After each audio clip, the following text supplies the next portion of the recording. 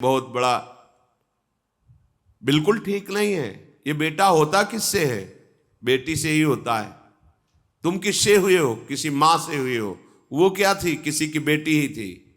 कैसी मूर्खता छा गई है, गर्भस्थ बेटी की कोई परवाह न करके उसको।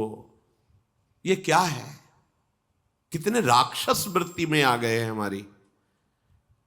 राक्षस भी अपने बच्चों को नहीं खाते।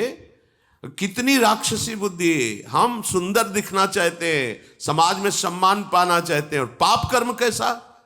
बेटी है गर्भ में, हत्या करा दो, नहीं चाहिए। बेटा कहां से पैदा होगा? वो किसी की बेटी से ही तो पैदा हो रहा है। कैसी मूढ़ता छा जाती है। वैसे भी शास्त्र में स्त्री हत्या करना बहुत बड़ा महापाप कहा गया है। फिर भ्रूण हत्या, गर्भ हत्या, गर्भस्थ शिशु की, उसमें भी कन्या, सर्वनाश।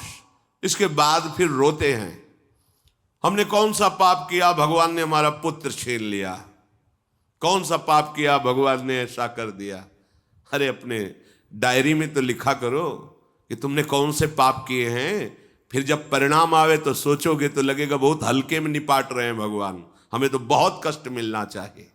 कैसी कैसी निर्दयता बैठ गई हो। हम मनुष्य कहलाते हैं, सदगृहस्थ कहलाते हैं, गर्भ से चलते हैं, और गर्भस्थ शिशु की हत्या करते हैं। मान जाओ, ना सत्संग सुन रहे हो, ना शास्त्र स्वाध्याय कर रहे हो, इसलिए तुम्हें पता नहीं कि तुम कौन सा पाप कर रहे हो। ऐसे ये पाप, कुछ पाप ऐसे हैं जिनको वज्र की लीक कहा गया। वज्र की लीक में मिटाल नहीं सकते, तुम्हें भोगना पड़ेगा। जो गृहस्थ है और संतान नहीं है, उस जीवन को सार्थक करने के लिए अपने गृहस्थ जीवन का त्याग करो, तीर्थ धाम कहीं वास की व्यवस्था करो, और दोनों मिलकर भजन करो, अपने शरीर को पूरा करो, तो जीवन सार्थक हो जाएगा। अगर गृहस्थ है, संतान है, पढ़ाओ लिखाओ, उसको उसी योग्य करो जैसे तुम्हारे माता पिता ने किया है, तो तुम उस ऋण से मुक्त हो जाओगे। और फिर भी भजन करो, भजन ही तुम्हें भगवान की प्राप्ति कराएगा।